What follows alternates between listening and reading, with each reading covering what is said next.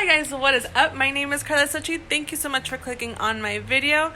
The intro to this video is going to be a little different because I kind of lost the intro to this video. I am going to be talking about Dia de los Muertos and making a Dia de los Muertos video for you guys. This is one of my favorite holidays. I am Latina, I am Mexican American, I'm 24, I live in Texas. And I wanted to show you guys who might not celebrate Dia de los Muertos how you can celebrate at your house. It doesn't have to be 100% traditional. You can modify it to fit you and your family. You clicked on the video because you are interested in learning a little bit more about Dia de los Muertos and are interested in creating your own Dia de los Muertos altar. Go ahead and keep on watching. If you already know what Dia de los Muertos is about and you just wanted to see how I made my altar for Dia de los Muertos, I'll go ahead and put the time somewhere around here and you can just fast forward through my history lesson and go ahead and see how I made my Dia de los Muertos altar.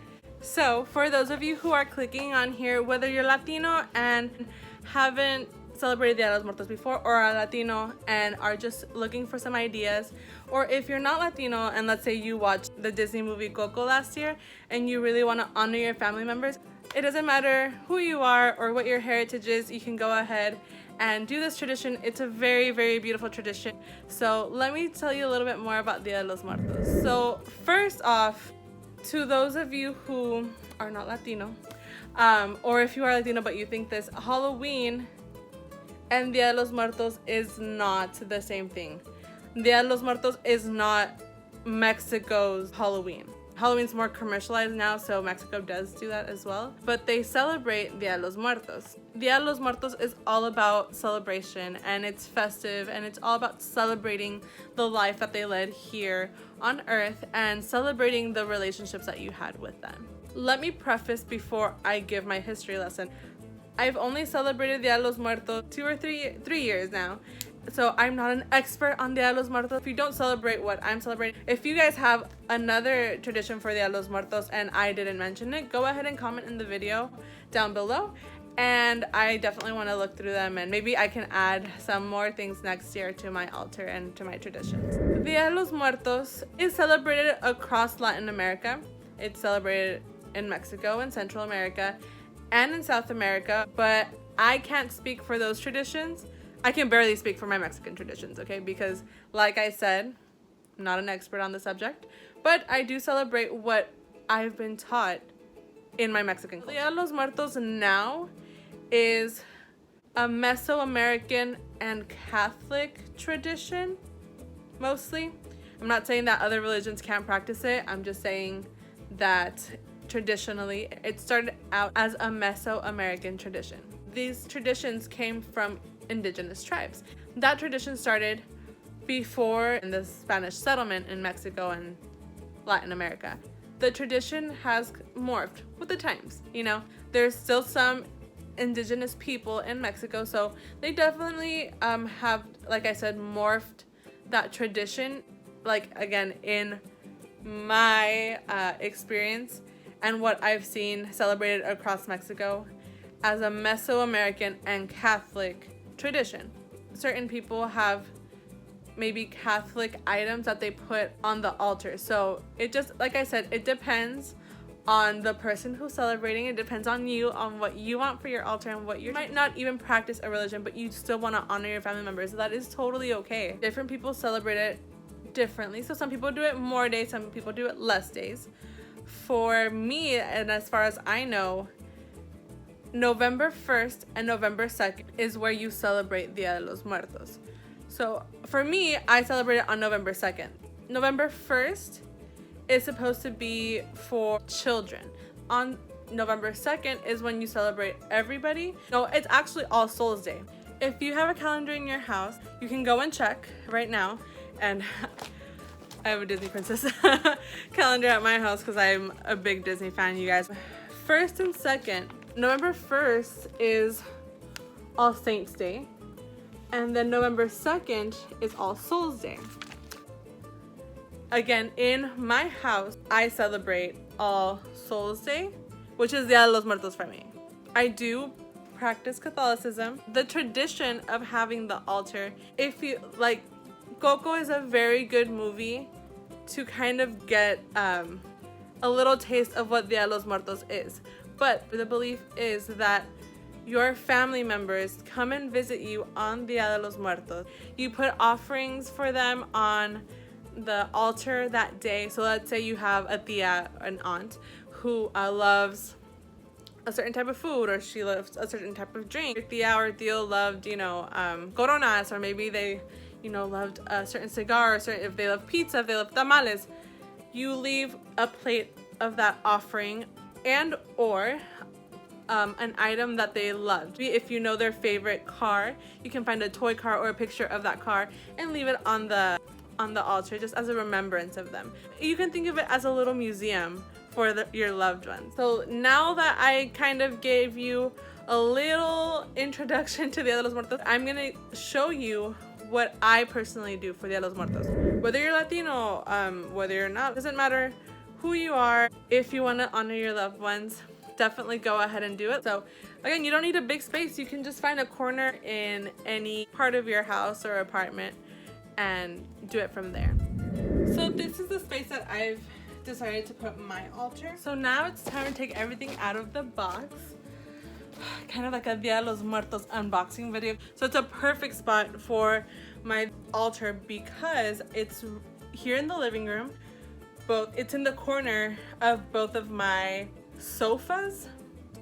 I moved my sofa a little bit, that way I can kind of get to this table, but it's perfect. I improvise always with boxes, and then I put things to cover it up. Altars are usually 7 levels, right? Like it's a pyramid with like 7 steps.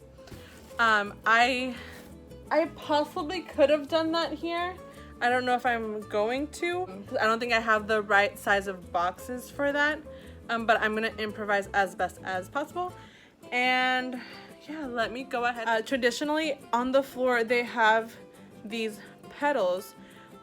If you saw Coco, it's those yellow petals like that they have on the bridge and that they use for trying to get Miguel back. It's called Flor de Cempasúchil, and they usually put a cross, like a cross. You put it on the floor with the Flor de Cempasúchil, and you make a little like a little pathway with that flower, either with the petal or with the flower intact.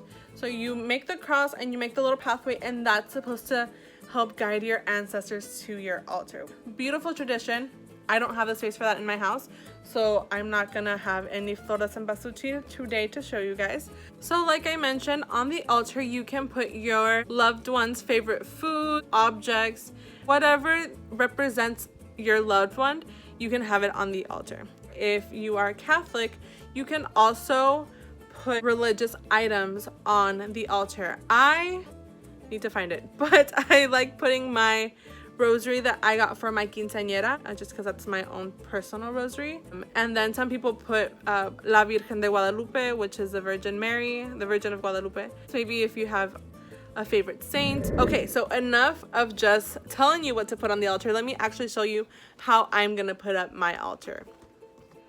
I have to decide what colors I want to do my altar this year.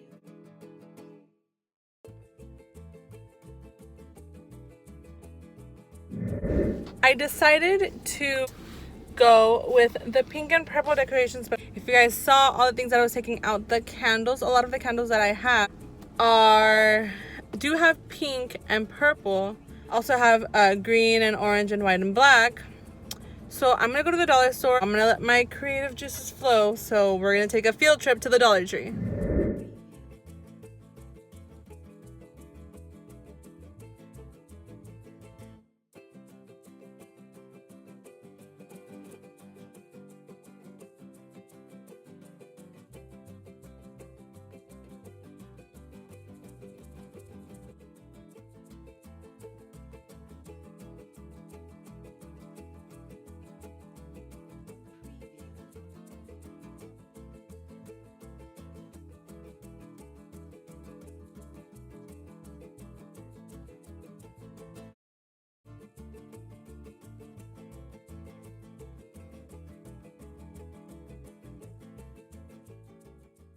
I'm gonna teach you really quick how to do these flowers. I'm debating just taking this off. I hate being wasteful with the paper, but I think it'll look better. I don't know. I'm gonna think about it. Okay. So these, I really have no real technique for these flowers. You open up your tissue paper. This works with any tissue paper. I just happen to have had this in my closet, and this is my favorite tissue paper that I use for gift wrapping. So I like to grab this right here. This one's a perfect square. I'll grab it from the middle and I'll just pull. So I'll start and I'll kind of squeeze here in the middle to make like a little handle. This is where it'll either end up like a rose or end up like, I don't know, this kind of, if up close, this kind of looks like a curled up like grocery bag. What I'm gonna do, I like grabbing the side and I kind of just twist it around to keep this a little, and keep this a little open, you know, not too tight.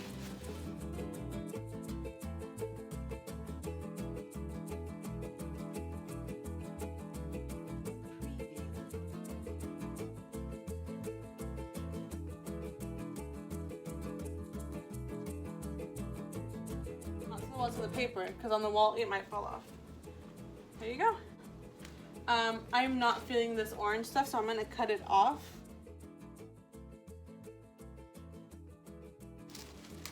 You don't want to just pull it off, because if you stapled it, even if you taped it, the whole thing can come down. So do not pull on it, because it will fall.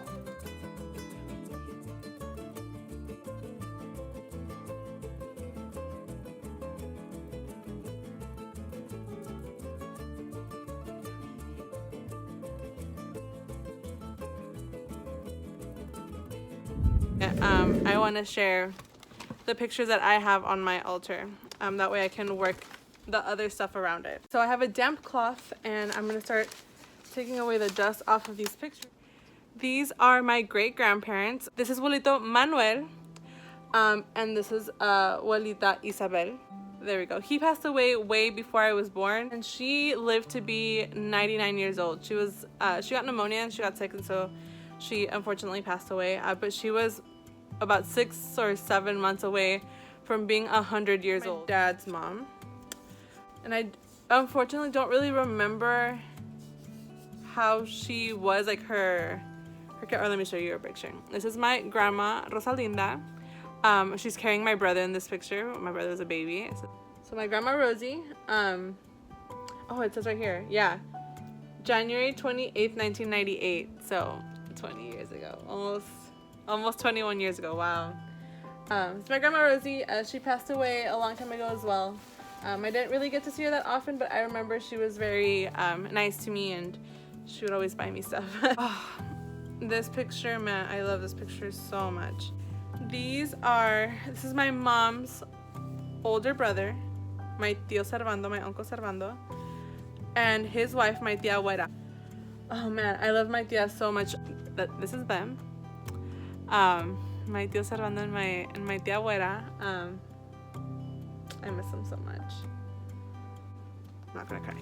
So anyway, when we lived in San Antonio, when I would come visit my family in Mexico, she would always come and get me, and she would take me to her house, and she would, you know, make me food, and we'd just talk, and she would always have something that she made for me, and one of those things, I actually have it in my Dia de los Muertos box. She was very crafty, and I mean, I really don't know what to call this, but she would make this, and it's broken. Their arm fell off. But I have a ton of these little things, little figures, because I loved Barbie when I was little. So she made me a ton of these little things, and I have them in a box upstairs. So I keep this with her, just because that's something that I have that she made for me. When my parents moved up north before I was born, and when I was born, he was a family friend, right? He's somebody that my parents kind of cherished a lot, because he was very helpful when they moved away from all of the family. This is Mr. Don. He's, again, not a relative, but that's me, that's baby me. Am I not so cute? So yeah, this is Don. Called me on my birthday. He'd always I think until probably the year that he passed away, and I was 19, I think, when he passed away. Up to that, he'd still send me presents on my birthday. He sent me some VHS tapes to help me before I went to college. Yeah, so I have this Mr. Don. Dearly miss. I know my dad misses him a lot. This picture, I love this picture. In this picture, mom's dad's sister. So my mom's aunt. So my aunt too. So she's in this picture and she is still alive. She's still here with us. But her husband, my uncle Arturo, my tío Arturo, he was always laughing and always making jokes. That is them, my tía Isabel, and this is my uncle Arturo. I believe I was 17, 18 when he passed away. Oh, Reina, this is a true queen. So this is my grandpa and this aunt's sister. They have a lot of siblings, so I have a lot of aunts and uncles. So true queen, my tia Carlota. She had just this elegance about her. And this last one, my baby, I might cry with this picture. This is Zachary Michael. He was just like the best pet in the world. He was a tiny baby, but he had a big personality. Probably just like his mom. I miss him so much. Organize these pictures, put them around the altar. I'll go ahead and show you guys that.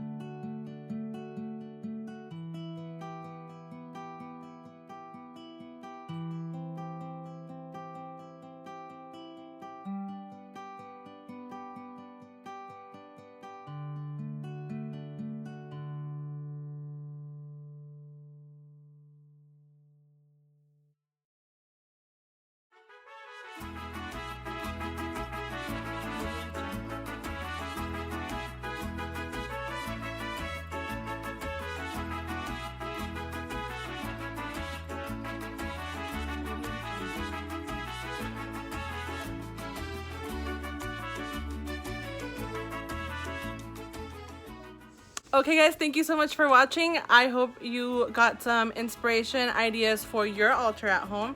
Go ahead and follow me on Instagram, Twitter, and Facebook.